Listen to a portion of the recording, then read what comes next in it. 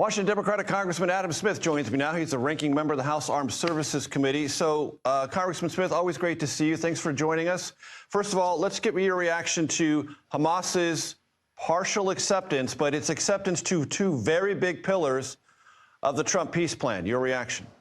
It's a positive step without question, but we have been here before.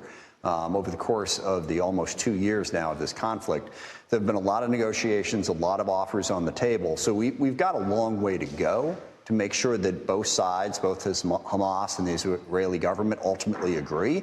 I mean, they've agreed in principle, but as your report mentioned, Israel's still bombing, so the war clearly hasn't ended. And there is the distinct risk at this point that one side or the other will say, well, that's not what we agreed to, or the other side isn't following, they're violating the agreement.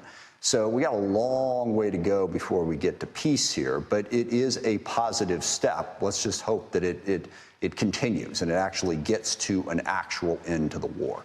Congressman, in the last 3 minutes, President Trump on his social media platform has said Israel must immediately stop bombing, which Margaret Brennan, my colleague, mentioned was going on based on our reporting from producers in the region.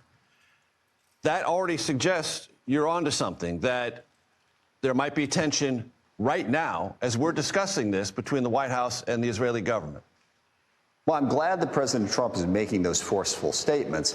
And look, I've been a supporter of Israel throughout this conflict. I understand what happened on October 7th. I understand the threats that Israel faces from Hezbollah, from Hamas, from Iran, from the Houthis, and what they have to do to defend themselves against this. But it's been several weeks now since there's been anything that could really be achieved militarily in Gaza. So I've called for an end to the war by Israel and choosing a different path to replace Hamas. I think it is time to ramp up the pressure on Israel if they don't follow what President Trump has laid out. To the shutdown, Congressman Smith, is it only going to be external events, something bad happening or a collection of bad things happening that are going to change what Kaylin Huey Burns accurately described a moment ago as dug-in partisan strife? Well, I reject the partisan strife comment. I mean, happening here is really important. President Trump and the Republican Party, ever since they got into office in January, has ruled in the most partisan, dictatorial way that I've ever witnessed. They have completely ignored Democrats, jammed through their agenda, certainly never seeking Democratic votes, but even the president's gone beyond that. He has voided spending agreements, which he continues to do. Things that were in law, passed by Congress, signed into law, that the president just decided to unilaterally void. He's fired hundreds of thousands of people, frozen hundreds of billions of dollars in programs. He just did it again a couple days ago, stopping funding of transportation projects in the Northeast that had been approved, and freezing billions of dollars in energy projects that, in many cases, were well on their way to completion.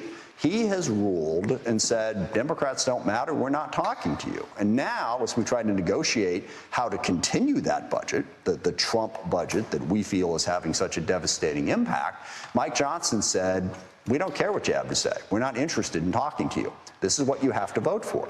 And it's like, well, if you want to rule that way, okay, fine, if you can get away with it. But when it comes time to actually ask for a Democrat's vote, why would we vote for that? Why would we vote for the budget that President Trump put in place? Healthcare is a huge part of it.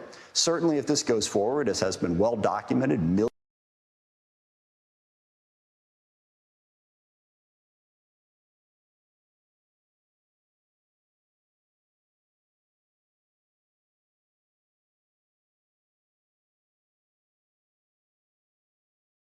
for this, because we need your votes at this point. We're not going to vote for a budget that we think is having such a negative impact on the country. So what's the X factor, Congressman Smith, that changes?